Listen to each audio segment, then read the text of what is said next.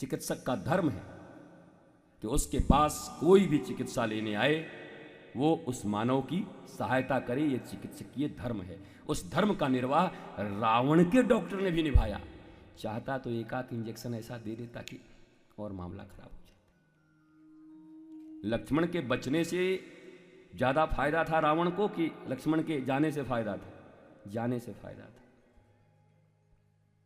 पर चिकित्सक ने क्या किया?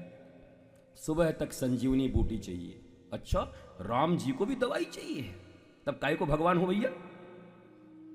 सुनो, मूर्खों की तरह, जाहिलों की तरह, चमत्कारों के पीछे भागने वाले लोगों, साक्षात भगवान राम का भाई बीमार है तो वो डॉक्टर बुला रहे हैं, उसके बाद दवा लाने के लिए हनुमान जी को भेज रहे हैं, वो भी सूर्योदय से पहले, समय से पहले।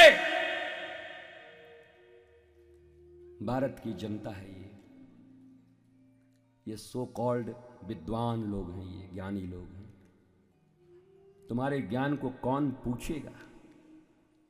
न तो राम मानते हो, न तुम रामायण मानते हो, न राम के चरित्र को मानते हो, न राम की लीला को मानते हो।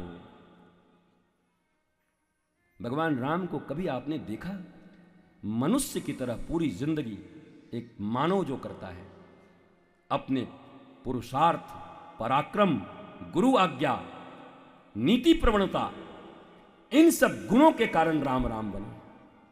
अयोध्या के लोगों ने साथ नहीं दिया लंका से लड़ाई में, तो जंगलों के बानर भालुओं को अपना बनाया। कोल भील उनके साथ रहे। जिसे तुम जनजातीय कहते हो वो राम की आत्मा बने और राम उनके जूठे बेर खाए। राम जटायु का अंत्येष्टि करते हैं। कितना प्रेम है उनको, राम को। राम ने चेतना भर दी सबके भीतर में, भक्ति प्रवणता भर दी सबके भीतर में। भगवान कभी चमत्कार नहीं सिखाए, कभी मनुष्य को अकर्मण्य, निकम्मा और अज्ञानी नहीं बनाए। गांव में बैठे हुए तुम लोग कभी दरवाजे पर कोई चूड़ी तोड़ के डाल दे, कोई नींबू और मिर्ची डाल दे, कोई सिंदूर डाल दे तो बाप बाप करने लगते हो, हे भगवान ये क्या हो गया। नींबू मिर्ची डाल दे तो एक चिट्ठी लिख करके बाहर रख दिया करो कि भैया अदरक भी कल डाल देना, बढ़िया से खाएंगे। डरते हो राम की संतान होकर, कृष्ण की संतान होकर, जानकी की बेटी हो तुम, राधा रानी की सखी हो तुम, मदालसा की सखी हो तुम, अरे झांसी वाली रानी की बिटिया हो तुम, उनकी बहनें हो तुम, और तुम नींबू और मिर्चियों से डरती हो, तुम टूटे हुए चूड़ियों से डरती हो, तुम लाल कपड़ों से डरती हो, तुम डोरे से डरती हो।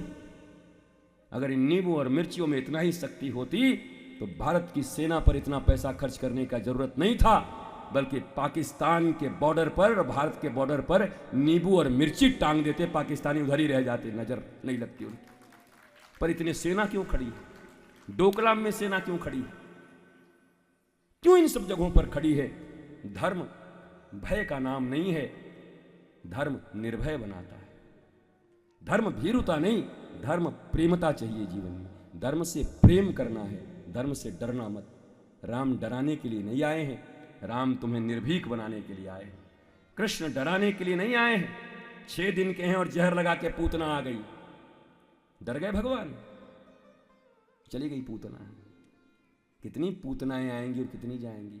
अगर तुम भगवान की बेटियां हो, भगवान के बेटे हो, तो ज्ञान में अपनी आस्था रखना, गुरु में आस्था रखना, सत्य में आस्था रखना, प्रेम में आस्था रखना, और यही तुम्हारे जीवन में मुस्कुराहट लाएगा, यही तुम्हारे बच्चों को सिंह की तरह बनाएगा।